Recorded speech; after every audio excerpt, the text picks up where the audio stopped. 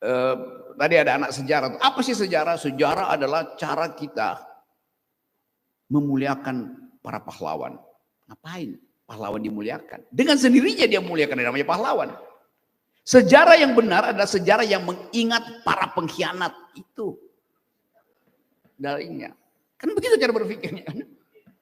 Jadi sekali lagi, do thing the unthinkable. Putar cara berpikirnya tuh. Mindsetnya diubah itu. Paradigmnya diacak-acak. Berapa banyak diplomat kita yang belajar hubungan internasional tapi tidak belajar politik global. Yang dipelajari hubungan internasional. Padahal HI itu ada peralatan untuk memungkinkan kita duel argumen di dalam global politics. Diplomat kita begitu masuk sidang PBB bicara soal status Papua misalnya hari-hari ini pasti kalah sama anak-anak yang mereka sebut GAM atau OPM yang lagi belajar di Birmingham, belajar di Columbia University, yang bisa meramu data real apa yang ada di hutan Papua bisa jadi paper akademis. Baik, Assalamualaikum warahmatullahi wabarakatuh.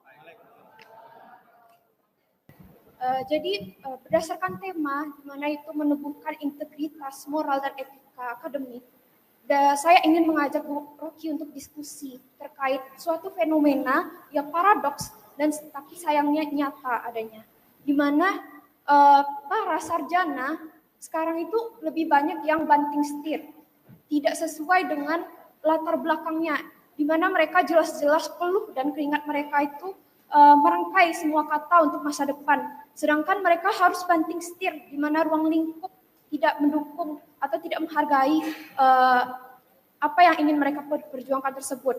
Mungkin. Assalamualaikum warahmatullahi wabarakatuh. Waalaikumsalam. Perkenalkan, saya Zaki. Saya dari Fakultas Hukum semester 2 dari Universitas Gadjah Mada. Adapun pertanyaan saya mengenai saya pernah membaca buku Filsafat Ilmu dari Dr. Adjan Husaini tentang pengetahuan yang masyarakat dengan pengetahuan terspesialisasi. Dia memberikan kritik bahwasannya masyarakat yang seperti itu adalah masyarakat yang dalam tanda kutip itu bersifat negatif. Saya tidak tahu istilah resmi yang dipakainya. Akan tetapi di sisi lain di buku Tom Nichols The Death of Expertise, ia menyoroti bahwasannya keahlian itu penting dan justru pada zaman sekarang ini masyarakat cenderung meremehkan seseorang yang mempunyai keahlian tertentu. Jadi pertanyaan saya, apabila seseorang ingin memberikan argumentasi di ruang publik, apakah latar belakang keilmuan itu menjadi suatu hal yang penting? Atau cukup dengan membawakan fakta-fakta dan data-data saja tanpa harus memiliki latar belakang tertentu? Assalamualaikum warahmatullahi wabarakatuh. Waalaikumsalam. Perkenalkan, nama saya Dewi Ramadhani Siregar, saya dari UNP. Saya salah satu penggemar berat Bung Rocky Gerung. Dari 2018, kita ketemu 2019 di Asrama Haji, kegiatan UNP. Sayangnya UNP tidak kurang memfasilitasi mungkin Bung Rocky ke kampus kami ya. Karena belum pernah selama 2018 sampai sekarang belum pernah saya lihat Bung Rocky diberikan panggung untuk memberikan kuliah umum di UNP. Jadi mungkin pertanyaan saya terkait tema ini ya, tema meneguhkan integritas moral dan etika akademik. Kita ketahui bersama di era sekarang ya, di masa sekarang, bahwa ada isu pemimpin-pemimpin kita, baik itu kepala negara dan menterinya, mencemari etika akademik. Salah satunya ijazah palsu, kedua mungkin disertasi, joki, dan lain sebagainya. Saya mau sedikit meminta ataupun sedikit meminta Bung Rocky mengkoreksi saya. Yang saya pahami itu integritas adalah konsistensi dari apa yang diyakini, kemudian apa yang dikatakan dan apa yang dilakukan atau diperbuat. Nah kalau moral itu itu adalah nilai yang mengatur perilaku. Kemudian kalau etika itu cabang filsafat yang mengatur baik ataupun yang menimbang baik buruk dan benar salah. Itu tolong koreksi Bung kalau saya salah. Jadi saya mau bertanya, bagaimana kita sebagai akademisi bisa mengembalikan kepercayaan publik bahwa kampus masih menjadi wadah penyumbang integritas moral dan etika ini walaupun mungkin ada yang mencemarinya. Itu yang pertama. Yang kedua adalah bagaimana kita mungkin mereset ulang kembali definisi-definisi ini, definisi integritas, moral, dan etika bagi pribadi-pribadi kita sebagai akademisi. Dan yang ketiga mungkin saya mau sedikit meminta privilege lah kepada Bung Rocky untuk bisa nanti penanya-penanya ini berfoto bersama Bung. Gini itu saja. Baik, terima kasih. Ya. Assalamualaikum warahmatullahi wabarakatuh. Waalaikumsalam warahmatullahi wabarakatuh. Assalamualaikum warahmatullahi wabarakatuh. Perkenalkan, nama saya Reni. Kami mewakili Dharma Wanita Universitas Andalas, Bung. Ini penggemar semua ya, Bung. Maka dibela-bela ini, Bung, emak-emak nih, Bung. Ras terkuat di bumi, Bung. Ya, jadi karena tadi ngomongin masalah integritas, moral, etika, tapi melupakan ini kita jadi background. Maksudnya membackupi semuanya. Jadi maksudnya gini, ketika kita ini kan suami-suami kita yang di sini ya. Jadi ketika suami datang ke kampus dengan ABC, pulang udah tinggal sekian watt. Tapi nanti kok ceritanya begini ya. Nanti kita datang ke kampus kok begini lagi ya. Jadi kita bilang katanya kampus ini seperti ini. Ternyata kita mak-mak datang ya kayak gini juga ya kampus ya. Apa bedanya sama yang di sana, di luar sana? Kan begitu. Ya, jadi curhat sedikit nih. Tapi yang jelas sebetulnya kami para mak-mak itu pengen kampus itu memang seperti yang diidealkan ketika didirikan. Bagaimana integritas, moral, dan etika. Kemudian kita juga pengen support mahasiswa, anak-anak kami kan. Juga seperti itu. Jangan sampai akhirnya ujung-ujungnya mendengarkan mahasiswa yang nggak ada apa-apanya. Bahkan akhirnya sehari-hari kupu-kupu alias kuliah pulang. Kalau saya bukan orang yang suka seperti itu karena anak saya. Bahkan saya bilang kamu tidak aktivis, nggak usah kuliah, sampai kayak gitu. Karena buat saya kuliah itu adalah tempat candra di muka anak-anak. Tetapi yang kita lihat akhirnya anak-anak diposkan gini loh. Tamat kuliah kamu kerja di mana? Seharusnya kan tamat kuliah kamu sudah bisa membuka usaha apa. Tapi kita di negeri kita nggak seperti itu. Kayaknya itu aja ya. Baik. Sudah. Terima kasih. Assalamualaikum warahmatullahi wabarakatuh. Waalaikumsalam. Nanti nggak minta foto juga ibu-ibu Dharma Wanita? Oh ya lupa, mau. Untung saya ingatin itu. Ya ini era ketika semua variabel itu mencari pasangan variabel lain. Kalau Anda lulusan hubungan internasional, ya Anda mau jadi apa? Jadi Deplu di Deplu. Mau jadi dubes itu appointed. Bukan karena karier Anda, jadi percuma tuh. Anak ITB, anak IPB kebanyakan jadi bankers itu. Jadi kita mau lihat sebetulnya kesalahan dari awal adalah Anda menganggap ada linearitas. Bahwa kalau Anda belajar hukum Anda pasti jadi lawyer. Kalau Anda belajar ekonomi Anda pasti kok jadi komisaris. Buat apa ada pikiran itu? Karena itu namanya universitas. Yang unified adalah yang varies tadi. Jadi dari berbagai kampus, dari berbagai fakultas, ekonomi, teknologi, komputer, political science segala macam, nilainya itu diasuh oleh si universitas. Nah karena itu jangan jadi specialized. Buat apa? Anda ada di universitas belajarlah semua ilmu kan. Keuntungannya di situ kan.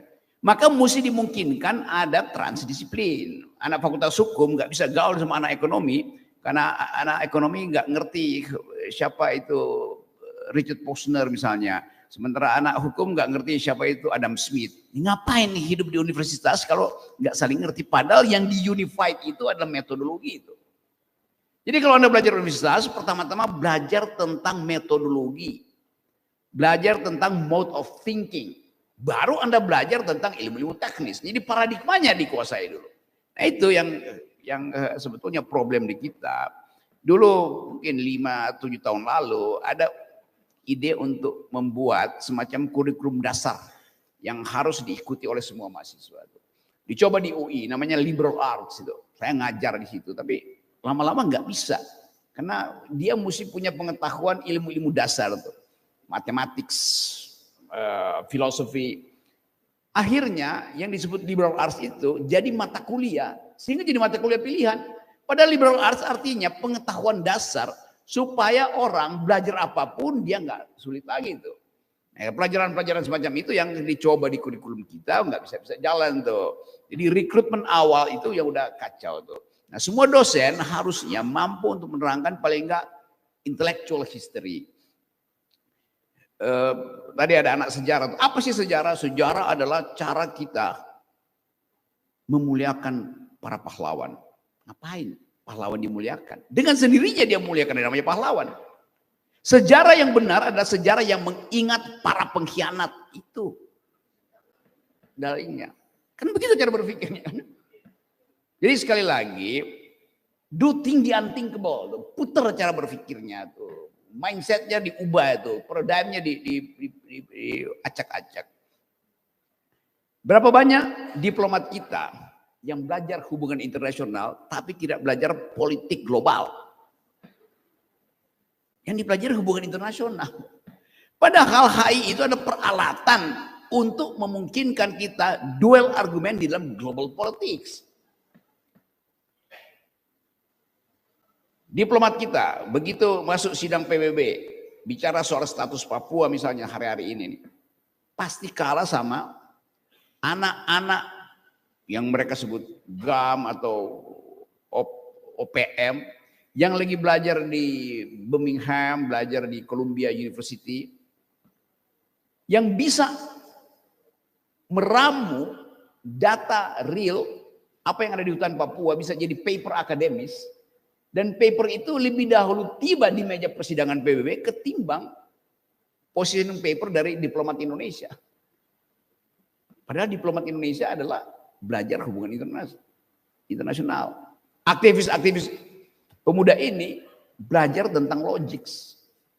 Kalah di dalam perdebatan. Jadi itu yang mesti kita anggap bahwa dunia ini tidak bisa lagi ada linearitas. Mereka yang belajar hubungan internasional harus belajar hubungan itu dalam konteks political economy. Mereka yang belajar political economy harus belajar sekaligus global political economy. Mereka yang belajar global political economy harus belajar global environmental political economy. Karena environment menjadi new kind of grammar di dalam diplomasi. Jadi kalau Anda belajar hubungan internasional nggak belajar tentang etika lingkungan, begitu debat dengan anak-anak muda Eropa udah habis tuh dihajar. Itu pentingnya. Jadi sekali lagi kita sebetulnya hidup di dalam upaya untuk memastikan kita mengerti pokok-pokok pikiran negeri ini dan kondisi global itu dari perspektif metode. Nah kalau metode dikuasai, metode itu bisa dipakai untuk nerangin apa aja. Gitu ya. Dan salam buat Bapak. Terima kasih. Bagaimana kemudian kita memulihkan lagi nama perguruan tinggi sehingga kepercayaan publik itu bisa diraih lagi. Kalau kita lihat tren dunia, makin lama perguruan tinggi itu makin kehilangan substansinya tuh. Kalau Anda misalnya ada di beberapa kampus di Amerika bagian barat, San Francisco, California di situ, kampus-kampus itu mulai menganggap bahwa kuliah itu mahal. Sehingga lebih banyak kuliah tamu di situ daripada kuliah yang terstruktur. Karena orang bisa belajar dari TED, belajar dari macam-macam videos untuk belajar apa itu dasar hukum, apa itu environment. Orang belajar sekarang secara online. Di beberapa negara di bagian barat, pantai barat Amerika, kalau Anda datang ke situ akan ditanya oleh profesornya, Anda dari mana? Oh saya dari Padang itu. mau belajar apa? Anda bertanya, apa yang tersedia di kampus Anda, Pak Profesor? Profesor bilang begini, kamar kamu di 206, berarti lantai 2, kantor saya di 101, lantai 1. Besok pagi, bawa kurikulum yang hendak kamu pelajari. Mahasiswa bingung. Karena di Amerika sekarang, mahasiswa disuruh nulis kurikulumnya sendiri. Bikinnya komposisi sendiri. Mereka tidak sediakan dosen, tutor disediakan. Selebihnya belajar di internet. Misalnya mahasiswa Padang, mau S2, S3. Dia bilang, saya mau belajar, Anda dari mana hubungan internasional? Mau belajar apa? HI. Buat apa belajar HI? Anda udah belajar kan? Lalu mahasiswa bilang, oke, kalau begitu, tulis sendiri kurikulum kamu tuh. Mahasiswa bilang, saya mau belajar satu tentang feminisme, karena global politics akan banyak memakai ethics of care, bukan ethics of right. Teori-teori hubungan internasional sekarang itu bicara tentang ethics of care, bukan lagi ethics of right. Orang nggak bicara lagi politics among nation, seperti yang tulis oleh Hans Morgenthau tahun 50-an. Karena terjadi komposisi baru, yaitu non-state player. LSM adalah non-state player. Jadi, logik penting, environmental ethics penting, feminism penting, global climate problem penting. Nah, itu yang membuat Anda memperoleh nilai tambah dari pengetahuan tentang hubungan internasional tuh. Jadi sekali lagi, pastikan bahwa banyak pengetahuan dasar yang mesti dikuasai oleh semua mahasiswa itu. Supaya ada percakapan antar fakultas. Jadi buat apa ada universitas, tapi versinya itu tidak bisa saling bercakap-cakap. Buta huruf. Akibatnya universitas itu ya sekedar nama doang. Kan universitas dimaksudkan ada liquid di dalam pertukaran pikiran. Fakultas teknik bisa bicara dengan fakultas hukum bisa debat dengan profesor filsafat bisa bicara tentang teknologi. Itu namanya universitas.